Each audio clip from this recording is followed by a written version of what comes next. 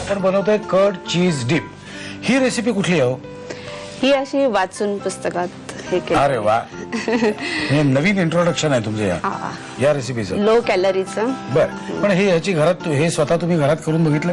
हा, घरात आम्ही करतो ना. बर, आणि हे सगळ्यांना आवडलेलं सुद्धा आहे? सगळ्यांना आवडलं पण. काय मला साहित्य सांगता काय काय ह्याचं?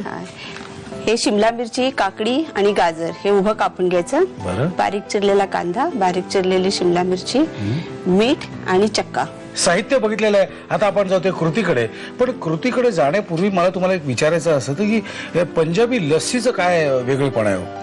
पंजाबी लस्सी म्हणजे दही पण आम्ही लावतो ना, ते पण मलाई सगळी घालून दही लावायचं, म्हणजे मलाईदार दही असते. बर, त्यात वरून दही मलाई घालायची जरूरत म्हणजे साय वेगळीकडून तूप बनवतोय वगैरे असं ते काय? तसं त्यात घालायचं. पण एक डंपर उडवला की साधारणपणे पोट भरायलाच पाहिजे. चला, लस्सी आता कधीतरी आपण पिऊ यांच्याकडे जाऊन. पण आता जे आपण हातात घेतलेले काम ते आपण पूर्ण करूया. काय कृती मला सांगा. आधी चक्का घ्यायचा. थोडा हा जरा घट्ट आहे म्हणून थोडस पाणी घालायचं त्यात. ओके. पाणी घाला किंवा दूध घातलं तरी चालते. दूध घातलं तर जास्त चांगलं होतं, की चक्का जर आंबट असेल तर ह्याचा आंबटपणा कमी होऊन जातो. थोडंसं कांदा कापलेला हे आपल्या आवडीप्रमाणे घालायचं. आता आजकाल चीज वगैरे घालून ना हाय कॅलरीचे होऊन जातात ना पदार्थ, तर हे लो कॅलरीचे मुलांसाठी पण चांगले.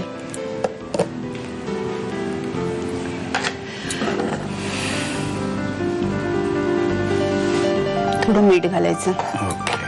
बस, आता हे मिक्स करायचं चांगलं. आपल्याला जसं पाहिजे तसं पातळ पाहिजे तर थोडं आणि दूध किंवा पाणी घाला.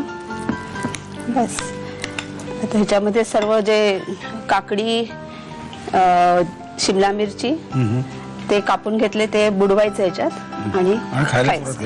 आणि हा ग्लास कशासाठी आहे? हा ग्लास आहे केवढच आहे? अच्छा.